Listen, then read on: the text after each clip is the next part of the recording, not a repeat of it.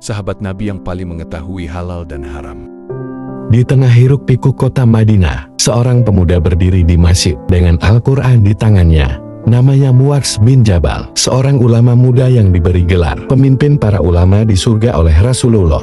Namun, bagaimana ia mencapai kedudukan itu? Perjalanan hidupnya penuh dengan ilmu, keberanian, dan pengorbanan. Muadz bin Jabal memeluk Islam pada usia muda dan segera menjadi salah satu sahabat yang paling berilmu.